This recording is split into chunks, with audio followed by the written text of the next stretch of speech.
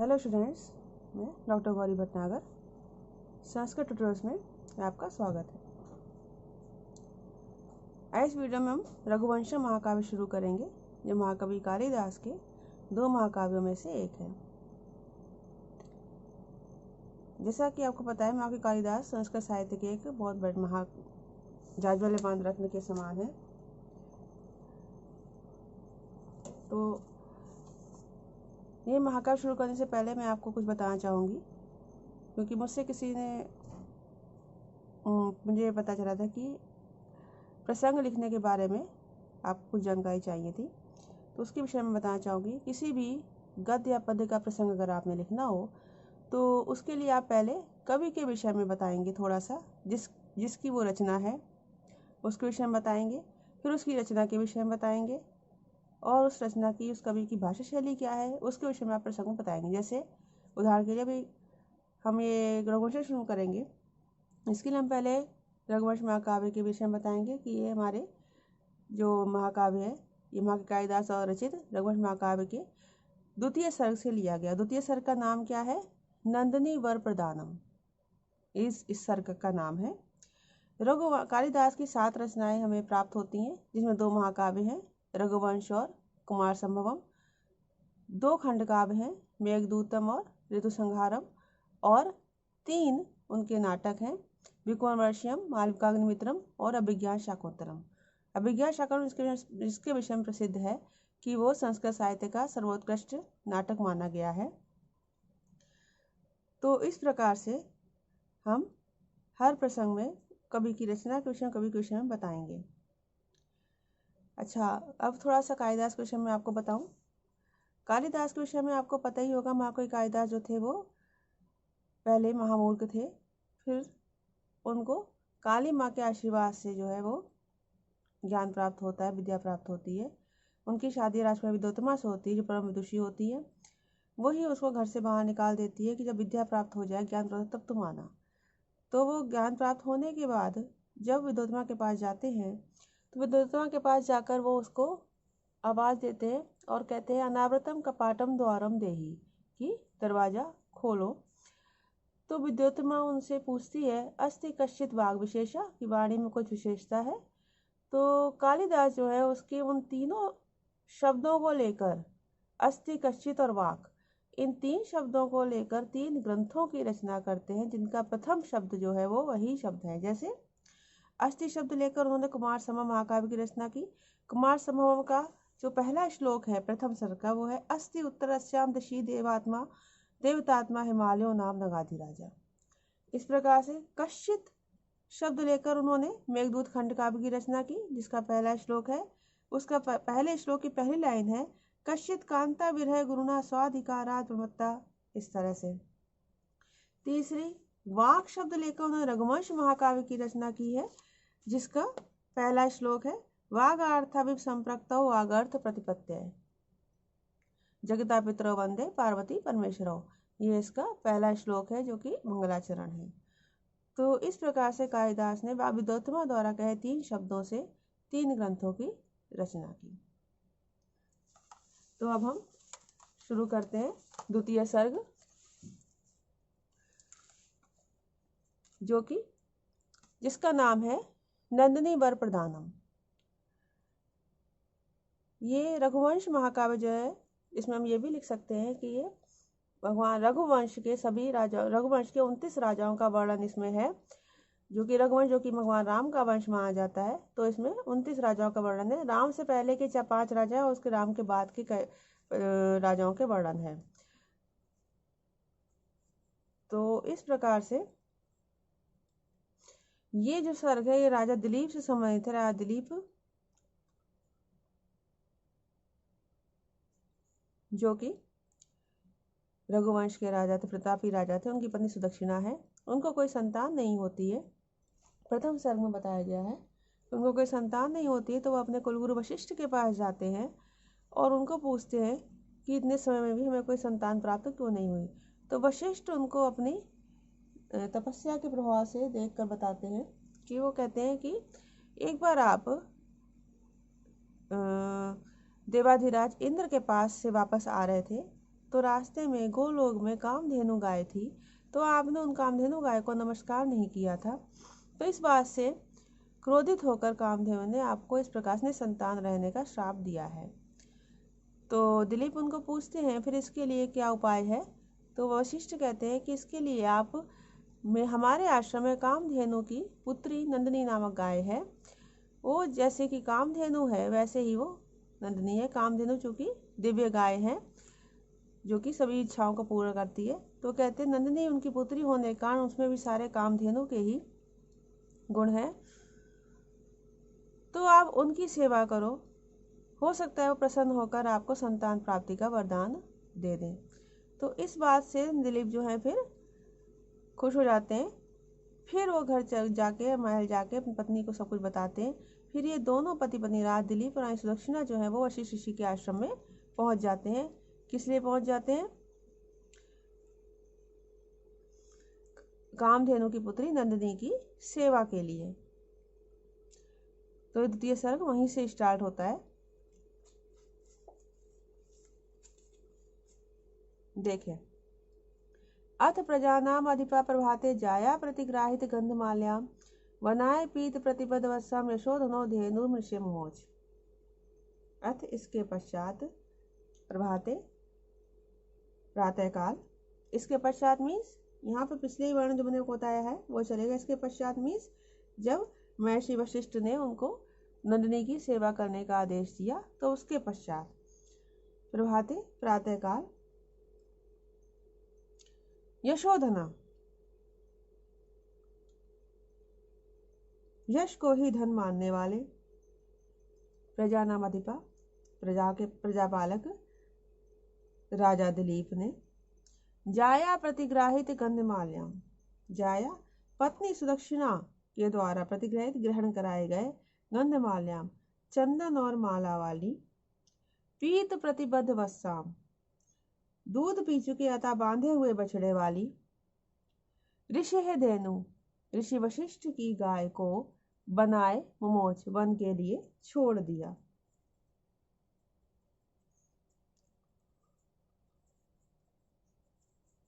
फिर से देखें, इसके पश्चात प्रातःकाल यशोधना, यश को ही धन मानने वाले, यश को धन मानने वाले प्रजाधिपा प्रजापालक राजा दिलीप ने जाया प्रतिग्रहित गंधमाल्याम पत्नी सुदक्षिणा के द्वारा ग्रहण कराए गए चंदन और माला वाली, पीत प्रतिबद्ध वत्साम दूध पी चुके हुए अतः बांधे हुए बछड़े वाली, ऋषि धेनु ऋषि वशिष्ठ की गाय को बनाए मुमोच वन के लिए छोड़ दिया। क्या मतलब हुआ? मतलब प्रातःकाल होने पर राजा दिलीप ने जो है वो पति सुदक्षिणा जो थी उन्होंने और नंदिनी गाय की माथे पे चंदन का टीका लगाया, उसका माला पहनाई, और जब उसके बछड़े ने, नंदी गाय के बछड़े ने उसका दूध पी लिया, तब राजा दिलीप ने नंदिनी गाय को वन के लिए छोड़ दिया था, वन के लिए वो ले चले। तस्य खुरन्यास पवित्र पांसुम पांसुलानाम धुरी कीर्तनीया मार्गम अनुशेष धर्मपत्नी श्रुते रिवार्थम स्मृति रन्व गच्छत। अब कहते हैं अपांसुलानाम, अपांसुलानाम धुरी कीर्तनीया, अपांसुलानाम धुरी कीर्तनीया, अपांसुलानाम पतिव्रता स्त्रियों में धुरी सबसे पहले, कीर्तनीया गिनने योग्य, पतिव्रता स्त्रियों में सबसे पहले गिनने योग्य अर्थात पतिव्रता स्त्रियों में अग्रणी। मनुष्येश्वर धर्मपत्नी, मनुष्येश्वर राजा दिलीप की धर्मपत्नी रानी सुदक्षिणा, तस्या खुर न्यास पवित्र, उसके उस गाय के, तस्या धेनु उस गाय के, कौन सी गाय के? नंदिनी गाय के, तस्या धेनु उस नंदिनी गाय के खुर न्यास खुरों को रखने से पवित्र पांसुम अपांसुलानाम, पवित्र पांसुम खुरों को रखने से पवित्र धूल वाले, खुरों को रखने से पवित्र पांसुम धूल वाले,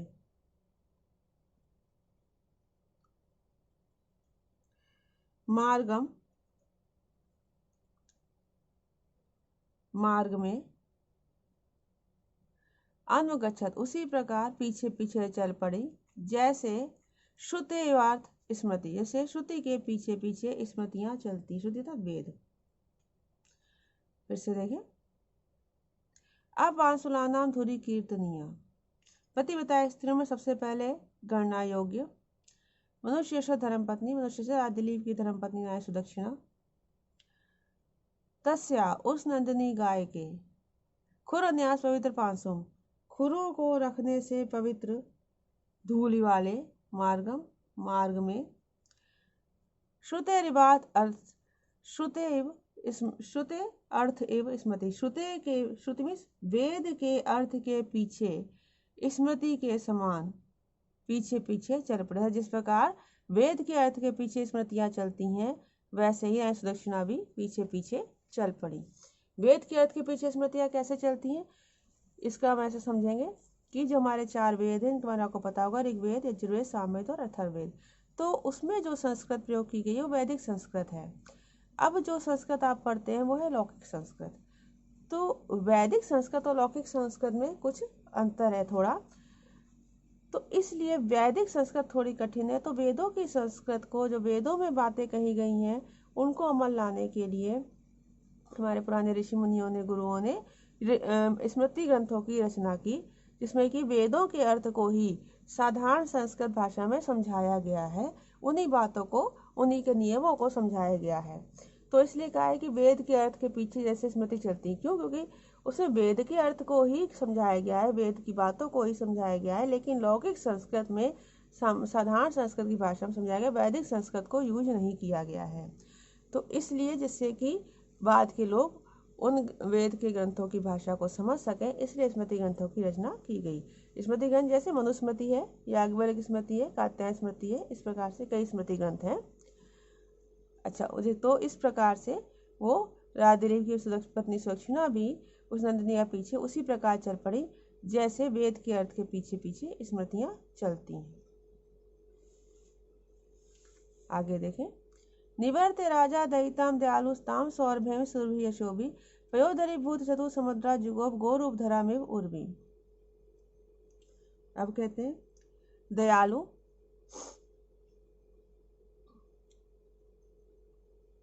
यशोभी, दयालु और यशोभी, यश से, सुरभि शोभाशाली, दयालु यश से शोभाशाली राजा दिलीप, राजा दिलीप ने दयिताम निवृत्ते, ताम दयिताम निवृत्ते, उन अपनी पत्नी को लौटाकर, उनकी पत्नी रानी सुदक्षिणा को निवृत्ते वापस लौटाकर, पयोधरी भूत चतु समुद्रा, थनों के रूपी, थन रूपी 4 समुद्रों को धारण किए हुए, सौरभेय सुरभि की पुत्री, सुरभि कामधेनु का नाम है, तो सुरभि कामधेनु है, उनकी पुत्री सौरभि, तो सुरभि अर्थात कामधेनु की पुत्री नंदिनी की, गो रूप धरा में, गाय का रूप धारण करने वाली, उर्वी पृथ्वी के समान जुगोप रक्षा की। फिर से देखें, दयालु यश से शोभाशाली राजा दिलीप ने ताम दयिताम ने उन अपनी पत्नी सुदक्षिणा को लौटाकर, पयोधरी भू चतु समुद्रा, थन के रूप में, थन रूपी 4 समुद्रों को धारण किए हुए, सौरभई कामधेनु की पुत्री नंदिनी की, गो रूप धरा में उर्विम, गाय का रूप धारण किए हुए पृथ्वी के समान रक्षा की। यहाँ पर एक पौराणिक कथा का उल्लेख किया गया है। जब कंस का अत्याचार बहुत बढ़ गया तो पृथ्वी ने गाय का रूप धारण करके जो है वो ब्रह्मा जी के पास जाके अपनी रक्षा की और अपने पृथ्वी पर रहने वाले ऋषि मुनियों की रक्षा के लिए प्रार्थना की। तब ब्रह्मा जी ने उनको, पृथ्वी को कहा कि जल्द ही कृष्ण के रूप में विष्णु भगवान अवतार लेने वाले हैं। तो उस बात को यहाँ पर कहा गया है। आगे देखें, व्रताय तेन अनुचरण ध्यन्यो छेदी शेषो अपि अनुयायी वर्गा न चान्य तस्य शयी रक्षा स्वीर गुप्ता ही मनोप्रसूति।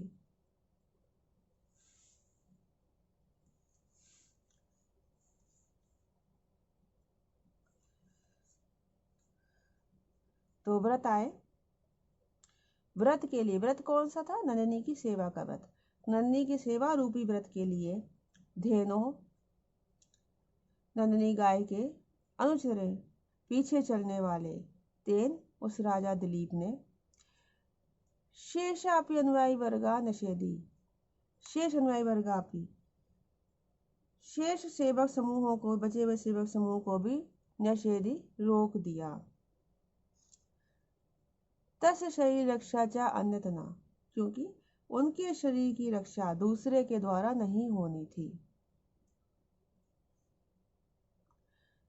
स्ववीरगुप्ता ही मनोप्रसूति ही, क्योंकि मनोप्रसूति, मनुवंश के प्रसूति, मनु की संतान स्ववीरगुप्ता अपने ही पराक्रम से रक्षित होती है। मतलब जब राजदिलीप नंदिनी के साथ तत्पर हो गए तो उन्होंने अपना जो सेवक समूह था उसको वापस भेज दिया। कहने मतलब ये है, कवि ने कहा है कि क्योंकि राजा दिलीप जो है स्वयं अपनी रक्षा करने में समर्थ है, उनको किसी और की आवश्यकता नहीं है। इसके लिए कवि ने कहा है कि जिसका कारण क्या है कि मनु के वंशज हैं, तो मनु की संतान जो है अपनी वीरता से स्वयं ही रक्षित होती है, उसको किसी अन्य की आवश्यकता नहीं है। फिर से देखिए, व्रत आए। नंदिनी की सेवा रूपी व्रत के लिए धेनु अनुचयन, नंदिनी गाय का अनुकरण करने वाले तेन, उन राजा दिलीप ने शेष अनुयायी वर्ग अपनी निषेधी, शेष बचे हुए सेवक समूह को भी निषेधी, रोक दिया। तस् शरीर रक्षा चा अन्यथा, क्योंकि उनके शरीर की रक्षा किसी अन्य के द्वारा नहीं की जा सकती ही, क्योंकि मनोप्रसूति, मनु की संतान स्ववीरगुप्ता अपने ही पराक्रम से रक्षित होती है। एक बात आपको ध्यान रखनी है कि यहाँ पर जहाँ भी श्लोक का आप अनुवाद व्याख्या करेंगे तो हर जगह जो प्रोनाउन में यूज किए गई हैं बहुत सी बातें, जैसे तेन गाय के लिए या तेन राजा दिलीप के लिए किया गया है, ता गाय के लिए किया गया, तो वहाँ सब जगह आप दिलीप का, गाय का, उनकी पत्नी सुलक्षणा का, आगे वशिष्ठ ऋषि का या उनकी पत्नी अरुंधति का, सबका नाम देंगे। क्योंकि श्लोकों में कई जगह पर नाम नहीं दिए गए किसी के, तो व्याख्या करते समय आपको सबके नाम लिखने हैं। जैसे मैंने बताया तेन अनुचर, तेन उनके द्वारा, किनके द्वारा? राजा दिलीप के द्वारा, तो आप लिखेंगे उन राजा दिलीप के द्वारा। इस तरह से सब जगह आपको जो सर्वनाम यूज किए गए हैं उनमें आपको संज्ञा शब्द डालने था, तो उनके नाम लगाने होंगे। इस वीडियो में इतना ही। साथ बने रहने के लिए धन्यवाद।